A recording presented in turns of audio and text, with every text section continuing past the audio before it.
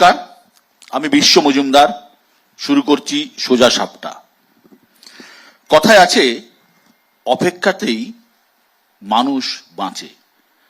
কিন্তু সেই অপেক্ষা যদি হয় ন্যায় বিচারের, তাহলে সেই বাঁচার পথ বোধহয় খুব একটা সুখকর হয় না। এমনই এক কষ্টের অপেক্ষার মধ্য দিয়ে আমরা যাচ্ছি। আর সেই অপেক্ষা একটাই, আরজি করের চিকিৎসার সঙ্গে সঙ্গে ঘটে যাওয়া ঘৃণ্য অপরাধের বিচারের অপেক্ষায় রয়েছি আমরা। তবে সেই অপেক্ষা যত দীর্ঘ হচ্ছে ততই জমছে প্রশ্নের পাহাড়। 9ই আগস্ট রাতের ঘটনা, মাস কাবার হতে চলল, এখনো ভূ প্রশ্নের উত্তরই আমাদের মিলল না। এখনো জানা গেল না অপরাধী এক না একাধিক। জানা গেল না সেই রাতে ঠিক কি হয়েছিল সেমিনার হলে। পুলিশের বিরুদ্ধে ক্ষোভ তো ছিলই, এবার সিবিআই এর নীরবতা নিয়েও প্রশ্ন উঠতে শুরু করেছে। এরই মাঝে বিচারের লড়াইতে শীত কেটেছে রাজনীতি। সাধারণ রোগীদের মধ্যে এ নিয়ে প্রশ্ন উঠতে শুরু করেছে, কবে কাজে ফিরবেন আমাদের ডাক্তারবাবুরা।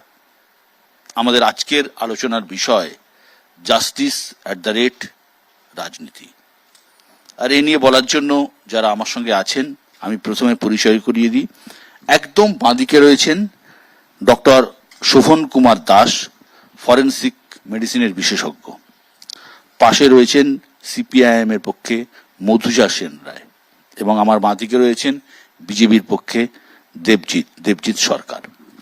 আমার একদম ডান দিকে রয়েছেন আন্দোলনকারী চিকিৎসক ডক্টর তৃণেশ মণ্ডল। পাশে রয়েছেন doctor Debashree Guha, associate professor paediatrics, RG Kar medical college এবং joint secretary ex student association. মানে আমার একদম ডান দিকে রয়েছেন, অনেকগুলো মন্ত্রিত্ব তার আছে, অর্থ থেকে শুরু করে অনেক কিছুই, কিন্তু আজকের পরিচয় রাজ্যের স্বাস্থ্য প্রতিমন্ত্রী চন্দ্রিমা ভট্টাচার্য। আরজি করের ঘটনার পর এই প্রথমবার কোনো টেলিভিশন চ্যানেলের স্টুডিওতে রাজ্যের স্বাস্থ্য প্রতিমন্ত্রী। এই যে নারকীয় ঘটনা ঘটে গেছে, যে বিচার আমরা প্রত্যেকে চাইছি, সেই বিচার কবে শেষ হবে, কবে জানা যাবে আসল প্রশ্ন, আমরা উত্তর খুঁজব। আমি প্রথমেই ডক্টর তৃণেশ মণ্ডলকে জানতে চাইব যে আপনারা জুনিয়র ডাক্তার, আপনাদের কাছে আমাদের এই সমাজ, আমাদের এই সোসাইটি, আমাদের এই মানুষ, তারা অনেক কিছুর চাওয়া পাওয়া আছে আপনাদের কাছে। আপনাদের এখন বক্তব্যটা ঠিক কি, কোন জায়গায় আপনারা দাঁড়িয়ে আছেন? দেখুন, 9ই আগস্ট আমাদের আরজি কর মেডিকেল কলেজে যে ন্যক্কারজনক ঘটনা ঘটেছে, একজন পিজিটি ডাক্তার তার ডিউটিরত অবস্থায় তাকে হত্যা করা হয়েছে এবং তাকে ধর্ষণ করা হয়েছে। আমরা আমাদের আন্দোলন তারপর থেকেই ন্যায় বিচারের দাবিতে আন্দোলন শুরু করেছিলাম। সেই আন্দোলন 22-23 দিন হয়ে গেল, আন্দোলন এখনো চলছে, কিন্তু ন্যায় বিচার আমরা এখনো অবধি পাইনি। ন্যায় বিচার মানে কি? মানে একজন মাত্র অপরাধী শুধুমাত্র ধরা পড়েছে, বাকি সিবিআই প্রথমে কলকাতা পুলিশ তদন্তভার নিয়েছে, তারপর সেখান থেকে সিবিআই তদন্তভার নিয়েছে, কিন্তু আমরা এখনো অবধি সুপ্রিম কোর্টের মনিটর সিবিআই, আমরা এখনো অবধি জানতে পারিনি যে ঠিক কতজন অপরাধী, একজন নাকি একাধিক, তাদের পরিচয় কি এবং তাদের ডিএনএ ম্যাচ হয়েছে কিনা, ইত্যাদি ইত্যাদি। এই এই সত্যিটা যতক্ষণ না অবধি আমাদের সামনে চলে আসছে, ততক্ষণ জুনিয়র ডাক্তারদের আন্দোলন শুধুমাত্র আরজি কর নয়, পশ্চিমবঙ্গব্যাপী এবং ভারতবর্ষের বিভিন্ন মেডিকেল কলেজে কিছু কিছু ফর্মে হচ্ছে এবং সেই আন্দোলন চলতে থাকবে। তাছাড়াও আমাদের কিছু দাবি ছিল, সেটা একটা হচ্ছে আমাদের সবার ওয়ার্ক প্লেস সেফটি। হ্যাঁ, আরজি করে সিআইএসএফ এসছে, কিন্তু আমরা জানি না সিআইএসএফ কতদিন থাকবে।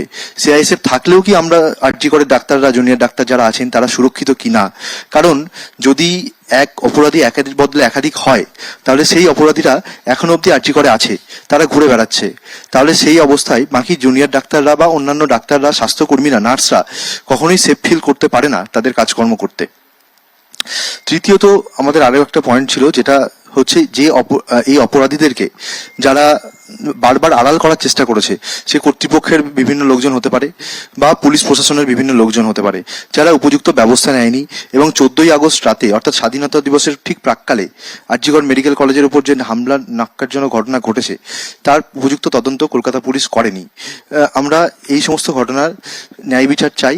ডক্টর মোড়ল, ন্যায় বিচার আমরা প্রত্যেকেই চাই, এ নিয়ে কোনো প্রশ্নই নেই, ন্যায় বিচার আমরা প্রত্যেকেই চাই। কিন্তু এই যে সাধারণ মানুষও তো একটা হয়রানি হচ্ছে, এটা আপনি মানছেন? যেখানে সাধারণ মানুষেরও তো একটা কোথাও একটা তাদের অসুবিধা হচ্ছে, যারা গরিব মানুষ, যারা চিকিৎসার জন্য বেসরকারি হাসপাতালে যেতে পারে না।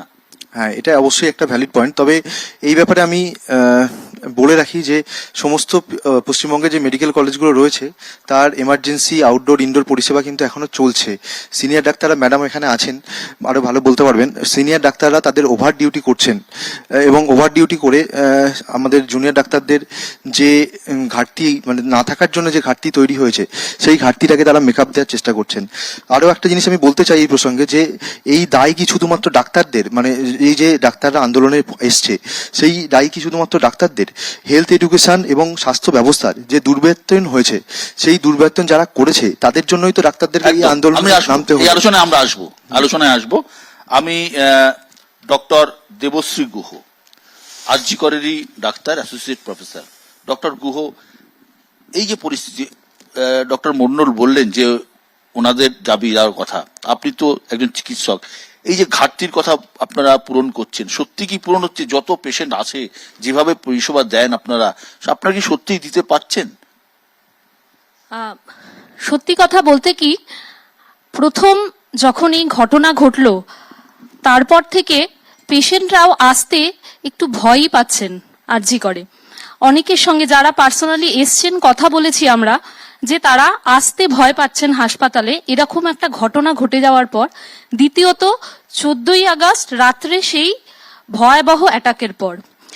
সুতরাং সব মিলিয়ে পেশেন্ট যে সংখ্যায় আসার কথা তুলনামূলকভাবে একটু কম আসছে ঠিকই, কিন্তু যারা ইমার্জেন্সিতে আসছেন তাদের সমস্ত পরিষেবা আমরা যারা সিনিয়র চিকিৎসকরা আছি আমরা সর্বতোভাবে দেওয়ার চেষ্টা করছি। আমি আমার ডিপার্টমেন্টেই বলি, একসঙ্গে অনেক এমার্জেন্সি চলে। একটা জেনারেল পেডিয়াট্রিক্স এমার্জেন্সি, একটা পিডিয়াট্রিক আইসিইউ, একটা নিওনেটোলজি বিভাগ আছে, সেখানে এসএনসিইউ, সদ্যজাত, একটা এনআইসিইউ, মানে একসঙ্গে প্রায় 4-5 জন ম্যান পাওয়ার দরকার হয়। কিন্তু ভালো ব্যাপার হচ্ছে আমরা এই সবাই সিনিয়র চিকিৎসকরা সবাই একসঙ্গে মিলে কিন্তু এই পরিষেবাটা দিতে পাচ্ছি। ডেলিভারিও কিন্তু বাড়ছে, ডেলিভারির সংখ্যাও বাড়ছে আস্তে আস্তে। প্রথম মানুষ যেটুকু ভয় পেয়েছিল সেই ভয় কাটিয়ে এখন আসছেন আরজি করে। আমরা কিন্তু সেই পরিষেবা সর্বতোভাবে দিতে পাচ্ছি। ইন্ডোরেও পেশেন্ট ভর্তি আছে, আইসিইউতেও পেশেন্ট ভর্তি আছে, আমরা কিন্তু দিতে পাচ্ছি। এর শেষটা কোথায়? আপনি তো একজন ডাক্তার যিনি অ্যাসোসিয়েট প্রফেসর, এর শেষটা কোথায়? কি মানে কোথায় শেষ হতে পারে জিনিসটা? দেখুন, শেষ বলতে শেষ আমরা তো মূল একটা লক্ষ্য নিয়ে এগোচ্ছি, জাস্টিস। জাস্টিস মানে যে ঘৃণ্য অপরাধ ঘটে গেছে সেই অপরাধীদের চিহ্নিতকরণ, শাস্তির থেকেও বড় কথা আগে চিহ্নিতকরণ, এক বা একাধিক ব্যক্তি যারা এর সঙ্গে জড়িত তাদের চিহ্নিতকরণ। সিআইএসএফ আজকে ঘিরে রেখেছে পুরো হাসপাতাল, কিন্তু শুধু সিআইএসএফ বা পুলিশই কি নিরাপত্তা দিতে পারে? আমি পার্সোনালি বলছি, আমি এই কলেজের প্রাক্তনী, অনেক নাইট ডিউটি করেছি এখানে, কখনো ভয় করেনি, কখনো আমাকে নিজেকে মনে হয়নি আমি সুরক্ষিত নই। কিন্তু এখন আমি যখন নাইট ডিউটি দিচ্ছি, বন্ধ ঘরের মধ্যে ছিটকিনি আটকে যখন আমি একটু রেস্ট নেওয়ার জন্য শুচ্ছি, চোখ দুটো বুজে আসছে, তখন হঠাৎ করে একটা স্কেয়ারি একটা মুভমেন্ট হচ্ছে। আমার মনে হচ্ছে যে যদি কেউ অ্যাটাক করে আমি তো ঘুমিয়ে পড়ছি, আমি তো প্রতিরোধ করতে পারবো না। মানে এই পরিস্থিতিটা আজকে তৈরি হয়েছে, মানসিক একটা ট্রমার মধ্যে দিয়ে আপনারা যাচ্ছেন। ট্রমা, আমি সিনিয়র, আমি এই পরিস্থিতির মধ্যে দিয়ে যাচ্ছি। জুনিয়র আমার ছোট ছোট ভাই বোনেরা তারা তো এই পরিস্থিতির মধ্যে দিয়ে যাবেই, আমরা কিভাবে তাদেরকে বলবো? একদম। আমি আসছি ফরেনসিক মেডিসিনের বিশেষজ্ঞ ডক্টর শোভন কুমার দাসের কাছে। ডক্টর দাস, আপনি আমাকে বলুন যে এই যে জাস্টিসের দাবি করছেন, আমরা প্রত্যেকে জাস্টিস চাইছি, আমরা প্রত্যেকে চাইছি খুনি এক বা একাধিক যেই হোক না কেন কঠোরতম শাস্তি হোক, কিন্তু এটা বিচার প্রক্রিয়া তো দীর্ঘ, সেটা তো পরের বিষয় আসবো আলোচনায়। কিন্তু বিষয়টা হচ্ছে সবাই নির্ভর করছে যে কবে আসবে ফরেনসিক রিপোর্ট, কখন আসবে ফরেন্সিক রিপোর্ট, কি আছে ফরেন্সিক রিপোর্টে? আজ এত দিন হয়ে গেল, ফরেন্সিক রিপোর্ট কি আসতে এত সময় লাগে?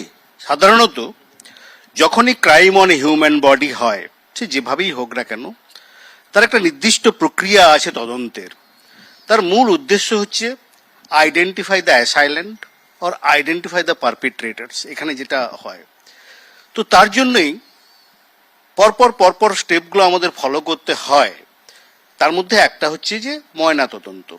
যাই হোক, অনেকভাবে বিভিন্ন লোকের বিভিন্ন ধরনের প্রতিক্রিয়া বিভিন্নভাবে উঠে আসাতে অনেক জনমনে কিন্তু অনেক বিরূপ প্রতিক্রিয়ার সৃষ্টি হয়েছে, যেগুলো কিন্তু সঠিক নয়। তো এই ব্যাপারে একটা আপনার প্রশ্ন দিয়েই বলি।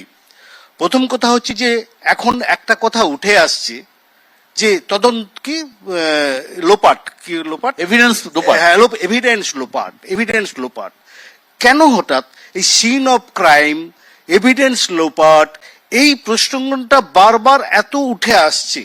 এতে কেন আমরা উঠাচ্ছি এটা পরিষ্কার কথা। এটা কিন্তু আমার মনে হচ্ছে যে তদন্তকারী সংস্থা যাদের কাজ হচ্ছে যে অ্যাসাইলেন্টকে বা পারপিট্রেটরকে ধরা, তারা কিন্তু এই ব্যাপারটাকে একটা অ্যালিবাই হিসাবে ইউজ করছে। তার কারণ হচ্ছে যে শুধুমাত্র সিন অফ ক্রাইমে কিছু ক্লু হয়তো পাওয়া যেতে পারে, কিন্তু মূল যে তদন্তের যে মূল যে ক্লু বা মূল যে জিনিস, সেটা কিন্তু ভিকটিমসের বডিতেই ছিল এবং বডিতেই আছে। যেমন সোজা কথা, সেটা তার জন্য ময়না তদন্ত হয়েছে, আজকে তার বডি দাহ হয়ে গেছে, কিন্তু ময়না তদন্তের সময়ে তার যা জিনিস, তার যা দেখা, সেগুলো তো সংরক্ষণ করা হয়েছে নিশ্চয়ই, নিয়ম অনুযায়ী তো সংরক্ষণ করা হয় একদম। সুতরাং তার মধ্যেই এই যে তার মধ্যে কি আছে, যেটা দিয়েই সঠিকভাবে একটা আইডেন্টিফাই করা যায় যে অ্যাসাইলেন্ট, যে কিলার বা যে রেপিস্ট, তাকে আইডেন্টিফাই করা যায়। তার মধ্যে মূলত যে জিনিসটা, সেগুলো কিভাবে হচ্ছে আমি জানি না, এবং এতদিন হয়ে গেছে, তার সবকিছুরই রিপোর্ট এসে যাওয়ার কথা, কোনোটাই বাদ থাকার কথা নয়। আপনি নিজে ফরেন্সিক মেডিসিনের হেড অফ দ্য ডিপার্টমেন্ট ছিলেন আরজিকর হাসপাতালের, তো এতদিন লাগার কথা হ্যাঁ কি না? একদমই নয়। শুধুমাত্র এখানে একটা জিনিস আছে, যেটা হচ্ছে ডিএনএ প্রোফাইলিং বা DNA matching. That may take time. সেটা হচ্ছে sometimes it may take 6 weeks. আবার বলছি যে ল্যাব যেভাবে পদ্ধতি করে, তার মধ্যে কারো একটু দেরি হয়, কেউ 6 সপ্তাহ নিতে পারে, কেউ 8 সপ্তাহ নিতে পারে। কিন্তু বাকি যেসব পরীক্ষা, যে টিস্যু স্যাম্পলিং বা ব্লাড স্টেইনস বা স্পার্ম ডিটেকশন বা এগুলো তো এতদিনে সবই এসে যাওয়ার কথা। এবং একবার যদি আমরা সেখানে স্পার্ম ডিটেকশন, এই যে অ্যাসাইলেন্ট একজনকে ধরেছি, তো তার যে নেল স্ক্র্যাপিং, কারণ তার যে পোস্টমর্টেম রিপোর্টে তার নখের আঁচড় কামড়ের দাগ আছে, সুতরাং যে অ্যাসাইলেন্ট, তার নখের যে স্যাম্পলস, তার ওখান থেকে তো আমরা তো অবশ্যই পাবো এবং সেখান থেকে তো ম্যাচ করতেই পারবো। সেটা তো আসার কথা এবং এসে যাওয়ার কথা, এবং ডেফিনেটলি তদন্ত নিশ্চয়ই গেছে। তারপরে স্পার্ম ডিটেকশন, ফাইনালি যেটা আজকে রেপ বলে যে কথাটা বলা হচ্ছে, একবার যদি আমরা স্পার্ম ডিটেকশন করতে পারি, আমরা নিশ্চিতভাবে এবং নিখুঁতভাবে আমরা রেপিস্টের কাছে পৌঁছে যাব। সুতরাং সেটা কি রিপোর্ট এসছে, স্পার্ম কি ডিটেকশন হয়েছে? ঠিক। সবচেয়ে বড় কথা এই জিনিসটাই কিন্তু একই প্রশ্ন বারে বারে আমাদের, এই তথ্য প্রমাণ লোপাট, সিন অফ ক্রাইম অল্টারেশনস, এখানে বেসিস কিছু নেই। এগুলো নিয়ে বারবার ডাইভার্ট করে দেওয়ার কোনো জায়গা নেই। সমস্ত কিন্তু মূল তথ্য প্রমাণ লুকিয়ে আছে এখনো, আবার সেই ফরেনসিক স্যাম্পল অ্যান্ড স্পেসিমেন। আমি